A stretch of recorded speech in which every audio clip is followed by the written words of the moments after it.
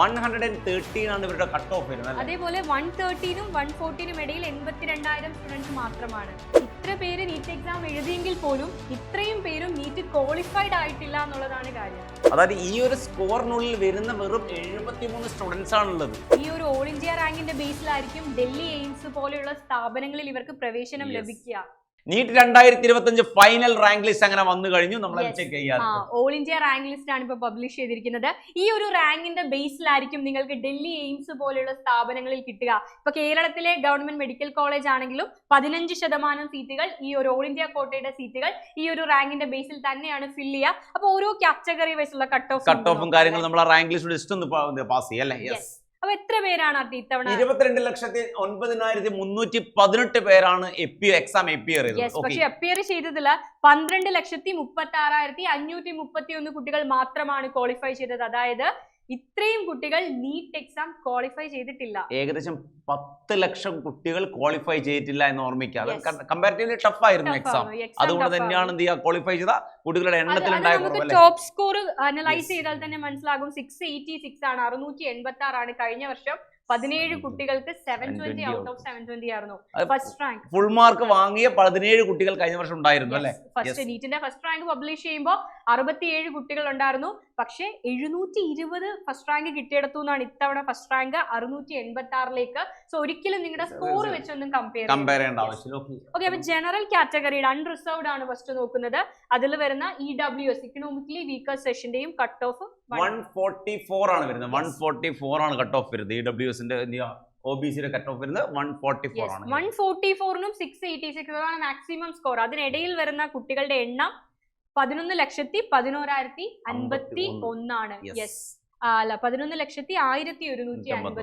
അത്രയും കുട്ടികളാണ് ഇത്രയും റേഞ്ചിൽ, മാർക്ക് റേഞ്ച് ഇത്രയും വരുന്നത്. 686-നും 144-നും ഇടയിൽ വരുന്ന കുട്ടികളുടെ എണ്ണമാണ് വരുന്നത്. അടുത്ത OBC കാറ്റഗറി. OBC-യിലേക്ക് വരുന്ന സമയത്ത് 143 113 ആണ്. 113 ആണ് കട്ട് ഓഫ് വരുന്നത്. 113 കാറ്റഗറിയുടെ കട്ട് ഓഫ്. അതായത് OBC ആയിക്കോട്ടെ, SC ST കാറ്റഗറി ആയിക്കോട്ടെ, 113 നീറ്റ് ക്വാളിഫൈഡ് ആണ്. നിങ്ങൾക്ക് അലോട്ട്മെന്റ് പ്രോസസ്സിൽ പാർട്ടിസിപ്പേറ്റ് ചെയ്യാം. അപ്പോൾ ഓൾ ഇന്ത്യ കോട്ട അലോട്ട്മെന്റ്, അതേപോലെ കേരളത്തിലേക്കുള്ള അലോട്ട്മെന്റ് കൊണ്ട് വളരെ ഡിഫിക്കൽട്ട് ആയിട്ടുള്ള, ലെങ്തി ആയിട്ടുള്ള പ്രോസസ് തന്നെയാണ് അലോട്ട്മെന്റ്. അതിന്റെ ഡോക്യുമെന്റ്സും കാര്യങ്ങളും ഒക്കെ ഉണ്ട്. അതൊക്കെ നമ്മൾ പോകെ ഡിസ്കസ് ചെയ്യും. അതിനിടയിൽ വരുന്ന കുട്ടികൾ, ഈ മാർക്കിനിടയിൽ വരുന്ന കുട്ടികളുടെ എണ്ണം 88,692 പേരാണ് ഈ മാർക്കിനിടയിൽ വരുന്നത്. SC കാറ്റഗറി ആണെങ്കിൽ 31,995, ST കാറ്റഗറി ആണെങ്കിൽ 13,940 ഈ ഒരു റേഞ്ച്. ഫിസിക്കലി ഏബിൾഡ് അൺറിസർവ്ഡ് കാറ്റഗറിയിൽ തന്നെ, അല്ലെങ്കിൽ EWS കാറ്റഗറിയിൽ ഫിസിക്കലി ഡിസേബിൾഡ് ആയിട്ടുള്ള കുട്ടികളുടെ കട്ട് ഓഫ് ചെറിയ കട്ട് ഓഫിൽ കുറവുണ്ട്. 127 ആണ്. 127. ജനറൽ അല്ലാത്തത് 144-ഉം ഇവർക്ക് 127 ആണ് കട്ട് ഓഫ്. അതേപോലെ SC-യിലും ST-യിലും OBC-യിലും ഫിസിക്കലി ഡിസേബിൾഡ് ആയിട്ടുള്ള കുട്ടികൾ 113 ആണ് കട്ട് ഓഫ്. ഇവർക്ക് വരുന്നത് 113 ആണ് കട്ട് ഓഫ്. 13 മാർക്ക് നിങ്ങൾക്ക് കട്ട് ഓഫ് ക്രോസ് ചെയ്യാനായിട്ട് സാധിക്കും. യെസ്, അതേപോലെ നമ്മുടെ കേരളത്തിൽ ക്വാളിഫൈഡ് ആയിട്ടുള്ള, കേരളത്തിൽ നിന്നും ക്വാളിഫിക്കേഷൻ നീറ്റ് നേടിയ കുട്ടികളുടെ എണ്ണമാണിത്. ഓക്കെ, 73,328 പേരല്ലേ കേരളത്തിൽ ക്വാളിഫൈ ചെയ്യുന്നുണ്ട്. കുട്ടികൾക്കായിരിക്കും ഓൾ ഇന്ത്യ കോട്ട അലോട്ട്മെന്റിലും അതേപോലെ കേരളത്തിന്റെ കീമിന്റെ അലോട്ട്മെന്റിലും പാർട്ടിസിപ്പേറ്റ് ചെയ്യാൻ പറ്റും. ഏകദേശം 73,328 പേർക്കാണ് പാർട്ടിസിപ്പേറ്റ് ചെയ്യാൻ പറ്റും. ഓക്കെ, അതേപോലെ ഇത്തവണത്തെ മാർക്ക് റേഞ്ച് നമ്മൾ നോക്കുകയാണെങ്കിൽ ഇതാണ് ടോപ്പ് റാങ്ക് എന്ന് പറയുന്നത്. 651-നും 686-നും ഇടയിൽ മാർക്ക് വരുന്ന വെറും 73 കുട്ടികളല്ലേ, 73 സ്റ്റുഡൻസ് ആണുള്ളത്. അപ്പോ നിങ്ങളുടെ സ്കോർ ഒരു 600 ഒക്കെ ആണെങ്കിൽ ഓർക്ക് അത് വളരെ മികച്ച സ്കോർ ആണ്.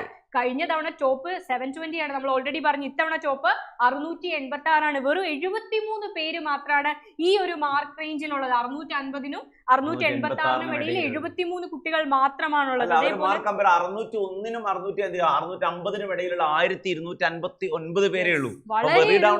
വളരെ ചെറിയൊരു നമ്പറാണ്. ഓൾ ഇന്ത്യ തലത്തിൽ ഇത്രയും കുട്ടികൾ മാത്രമാണ് 600-ന് മുകളിൽ സ്കോർ ചെയ്തിരിക്കുന്നത് എന്നുള്ളതാണ്. അത്രയും ടഫ് ആയിട്ടുള്ള എക്സാം ടഫ് ആയതുകൊണ്ട് തന്നെ നിങ്ങൾ മാർക്ക് വെച്ച് നിങ്ങൾ എന്ത് ചെയ്യാൻ ബോധർ ചെയ്യേണ്ട ആവശ്യമില്ല. നിങ്ങളുടെ റാങ്ക് ആണ് ഓൾ ഇന്ത്യ കോട്ടയിലും അതേപോലെ കേരളത്തിലെ 85% സീറ്റുകളിലേക്കും ഓരോന്നിലും MBBS ആയിക്കോട്ടെ, BDS ആയിക്കോട്ടെ, private sector, self financing sector ആയിക്കോട്ടെ, ഗവൺമെന്റ് കോട്ട ആയിക്കോട്ടെ, ഗവൺമെന്റ് സീറ്റ്, മെറിറ്റ് സീറ്റുകൾ ആയിക്കോട്ടെ, ഏത് റാങ്കിൽ കിട്ടും എന്നൊക്കെ ഡീറ്റെയിൽഡ് ആയിട്ട് നമ്മൾ ഡിസ്കസ് ചെയ്യുന്നതായിരിക്കും. ഒരുപക്ഷെ ഈ ഒരു നമ്പർ കണ്ടാൽ തന്നെ നിങ്ങൾക്ക് അറിയാൻ പറ്റും. ഈ ഒരു നമ്പർ മതി, 601 650 ഇടയിലുള്ള ഈ ഒരു നമ്പർ കണ്ടാൽ നിങ്ങൾക്ക് അറിയാൻ പറ്റും നിങ്ങൾക്ക് അഡ്മിഷൻ കിട്ടുമോ ഇല്ലയോ എന്നുള്ളത് മനസ്സിലാവും. അതേപോലെ ഒരു കാര്യം കൂടി, 502 മാർക്കിനുള്ളിൽ ആ ഒരു സ്കോറിനുള്ളിൽ വന്നിരിക്കുന്ന ഓൾ ഇന്ത്യ തലത്തിൽ 50,000 കുട്ടികൾക്ക് മാത്രമാണ് 502 ആ ഒരു റാങ്കിലുള്ളവരൊക്കെ ഈ ഒരു റാങ്കിൽ ഉൾപ്പെട്ട് ആ ഒരു സ്കോർ ഉള്ളവർ 464 1 lakh സ്റ്റുഡൻസ് ഉള്ള 1 lakh സ്റ്റുഡൻസ്. ഓക്കെ, കമ്പയർ ചെയ്യാം. അപ്പൊ ഇത്രയുമാണ് ഈ ഒരു 2025 നീറ്റിന്റെ റിസൾട്ട് നമുക്ക് അനലൈസ് ചെയ്യാൻ പറ്റുന്നത്.